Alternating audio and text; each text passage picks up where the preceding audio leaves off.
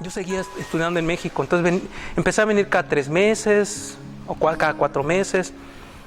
Como empezó como que a crearse como esa sinergia entre la orquesta y yo, pues ven cada 2 meses, ven cada mes. Yo lo hacía con mucho gusto, o sea, siempre y cuando se acomodaran los tiempos, ¿no? Ni sé en qué momento fue cuando ya yo venía cada mes. Y después de eso, ya los mismos directores de la orquesta me dijeron: Eligio, pues dirige tú la orquesta. No, pero espérense, no, maestro, yo no, o sea, ustedes son los directores. No, pero pues eran dos simultáneos, o sea, eran los dos al mismo tiempo. Sí, los 2 primeros. Entonces, como el tercero. Como que fue el tercero, exacto. Hasta el momento, el más joven. Sí, en ese momento hasta ahorita. Termino la carrera y me regreso. O sea, fui dejando los proyectos que tenía ya porque este proyecto era súper... Había que... Pues la orquesta estaba como enfrascada en una inercia como de... Un tipo de... Ajá, estaba muy... Y de pronto, pues que ahora vamos a tocar una sinfonía de Beethoven, una de Mozart, una de Brahms.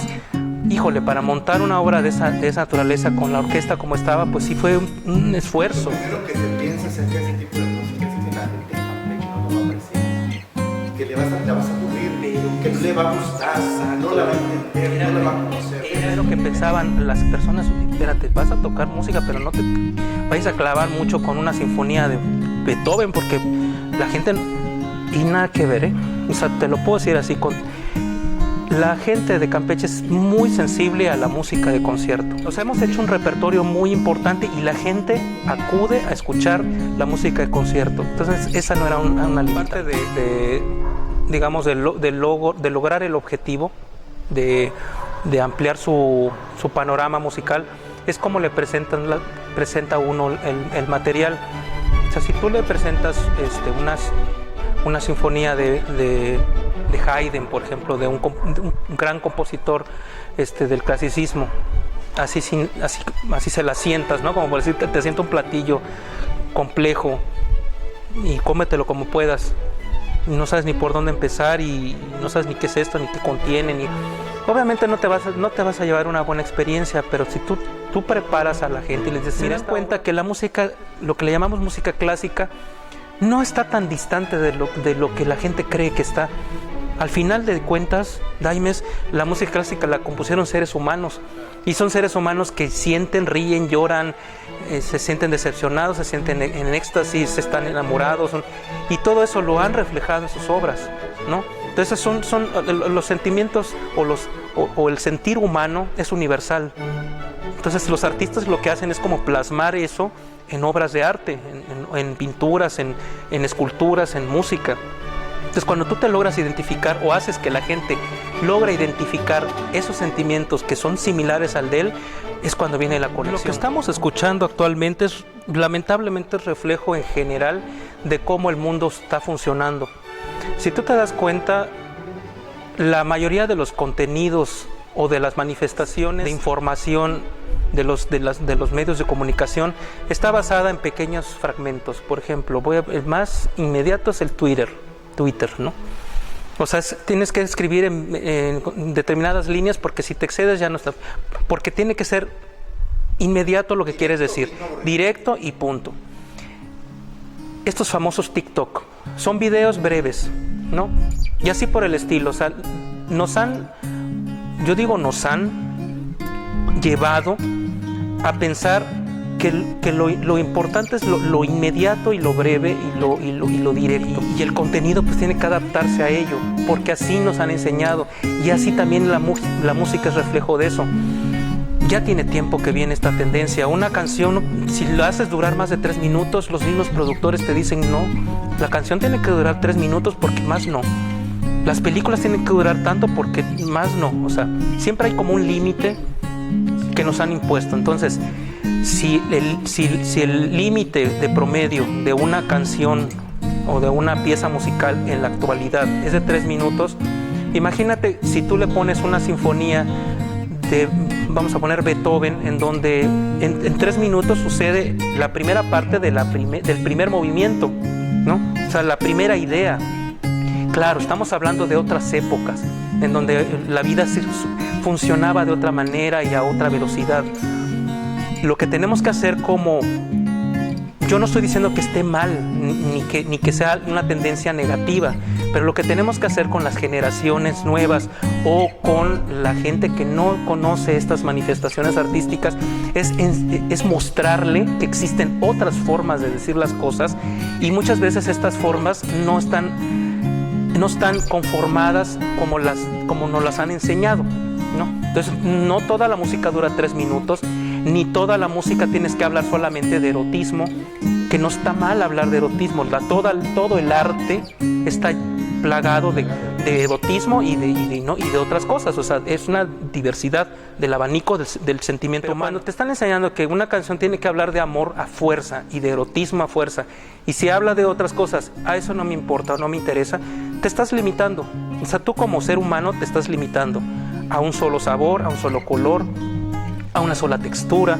Entonces, lo que hacemos con los jóvenes, que son los que más pueden percibir esto, es enseñarle que existe esto, mostrárselo. Gracias a esta inmediatez de la información es que mucha gente conoce una orquesta sinfónica aunque nunca haya ido a una sala de conciertos, o conoce obras que a lo mejor no saben cómo se llaman, pero las conocen por una obra de teatro, por una película, ¿no? ¿Cuántas películas no tienen música sinfónica? Todo lo de Disney es música sinfónica. Todas las películas de Señor de los Anillos y de Star Wars, todo eso son música de orquestas sinfónicas grabadas en vivo, obviamente con música especialmente compuesta para tal. Tienes que saber sobrellevarlas si realmente, y mencionando tu idea de la ¿cómo le dices? La vocación, ¿no? O sea, tienes que tener una vocación, cualquier carrera que te quieras dedicar. Si no tienes vocación, ni vas a ser bueno, ni vas a estar bien tú contigo mismo. Claro. Vamos a un corte y regresamos.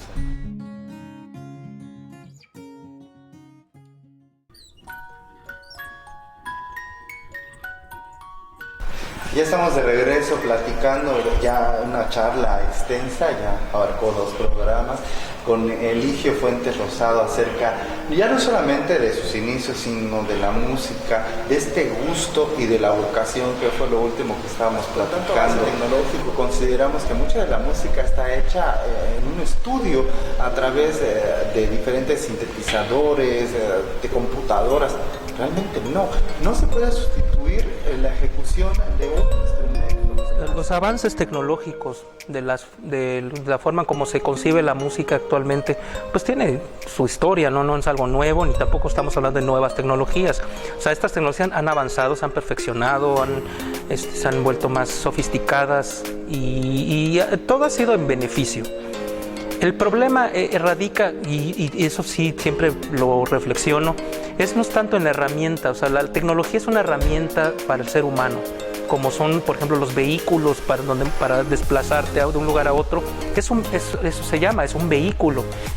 Está al servicio del ser humano. Cuando un artista voy a hablar de manera coloquial, se clava en la tecnología por sí misma, es ahí donde viene el problema de que creen que el programa de computación o el software es todo. Entonces hay personas que es válido y claro, tiene su mérito, eso es meritorio también, de lograr, digamos, creaciones a través de un sintetizador. No es algo malo. Aquí es cómo usas esas herramientas para lograr un contenido.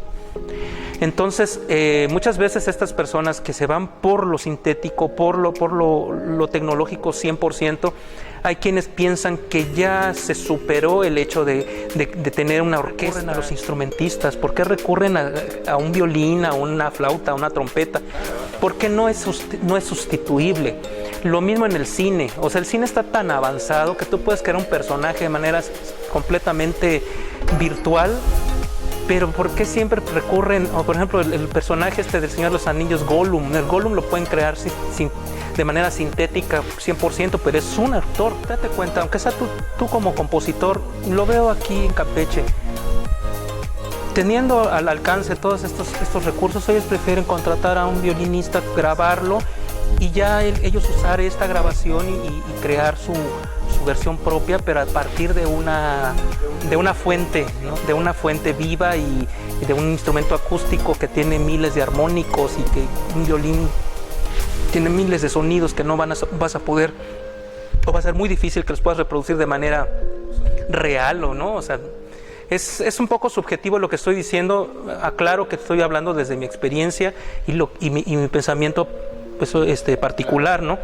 Pero yo siento que la tecnología es una herramienta y tienes que usarla para potenciar tu creatividad. Un software te va a hacer, ni una cámara fotográfica increíble te va a hacer fotógrafo, como ningún software te va a hacer músico, ¿no? Por mucho avance que tengas y por mucho que sepas usar este software y este hardware para música, si no tienes tú la semilla de la creatividad, es lo que estoy diciendo ahorita, aunque tengas la mejor cámara para grabar con todos los avances, si tú no tienes esta sensibilidad para crear arte con ella, pues no lo vas a... Remontándonos al principio de la plática, actualmente, ¿crees que hay más oportunidades para que las personas, los jóvenes principalmente, puedan estudiar y desarrollar sus ámbitos artísticos de manera profesional? Ahora hay más. Retomando el tema de que Campeche, por el momento sigue sin haber escuelas profesionales, pero tenemos a una aquí cerquita, que está en la Escuela Superior de Artes de Yucatán, y prácticamente en cada estado existe una escuela profesional, no solo de música, sino de otras clases de arte, ¿no? De pintura y de escultura, etcétera. Aparte tenemos el tema de las enseñanzas a distancia, o sea, de estas formas de enseñanza, donde tú puedes estar en contacto con un maestro en vivo y él te va guiando. Son mejores momentos, son mejores épocas. Definitivamente es una mejor época para ello. El tema aquí es la constancia y no frivolizar la enseñanza en general, no solamente de las artes, frivolizar la enseñanza en general. Si ustedes se meten a Facebook, ven que dan clases en línea de no sé qué, de mercadotecnia, de no sé cuánto, y lo manejan como de una manera muy frívola, muy superficial, que todo es fácil. No es fácil. Tenemos acceso a la información. De ti depende qué haces con esa información, cómo la absorbes, cómo la interiorizas y cómo haces con ello una maestría, me refiero. Cómo te vuelves experto en algo.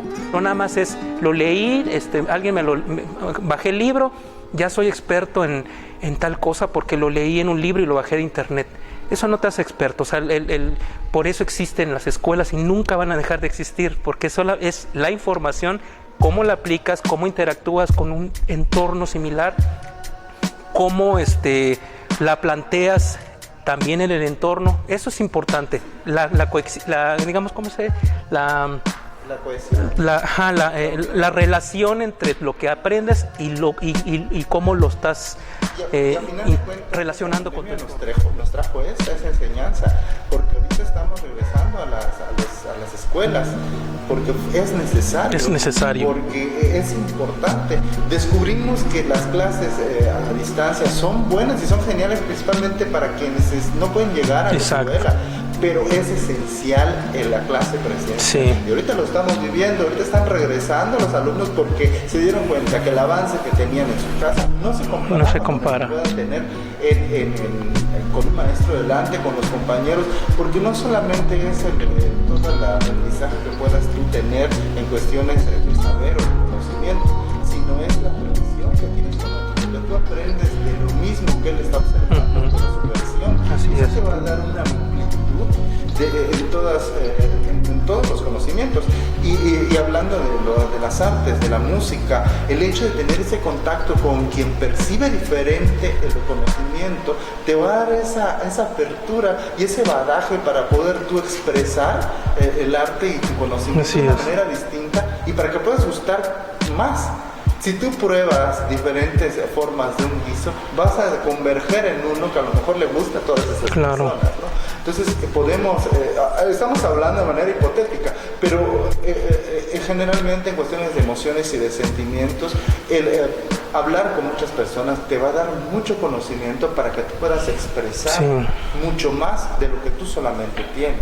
Y eso es fundamental, no solamente en los artistas, sino en general en cualquier área del saber humano, la interacción con otros seres humanos. O sea, no puedes decir que eres experto en algo cuando solamente lo adquiriste de un curso en línea, que muchas veces son fríos porque pues son capítulos que tú vas leyendo, contestas los tests para seguir el siguiente capítulo. Sí. Es similar, eso es similar. Las promociones, ¿no? Técnico para reparar televisiones a color por correspondencia. Es similar. Cuando menos eso tenías un poquito más de interacción, porque habían maestros allá. Aquí los cursos en general ya están concebidos y es un programa en donde tú vas llenando y vas avanzando sin ningún tipo de intervención humana más que la tuya. Entonces, para lograr un perfeccionamiento bajo estas circunstancias, no digo que no sea posible, pero es mucho más difícil. Entonces sí hay que lograr ese equilibrio entre las tecnologías, entre todas estas oportunidades que nos dan el internet y toda la información que tenemos. Hay que aprovecharlas y hay que usarlas como herramientas, no como fines en sí mismos. Agradezco mucho, Eligio, que nos haya... No, muchísimas. Muchas gracias a usted. Qué honor. Muchas gracias. Gracias. Y platicar acerca, primero, de tu formación, segundo, darnos esta opinión tan importante ahora con el avance de la tecnología, que creo que es algo muy vigente, y sobre todo en cuestiones artísticas, que pues estamos perdiendo todos, de lo que vemos, de lo que palpamos, de lo que escuchamos. Yo soy David Morales y pues este fue el escenario. Los esperamos para nuestra siguiente emisión.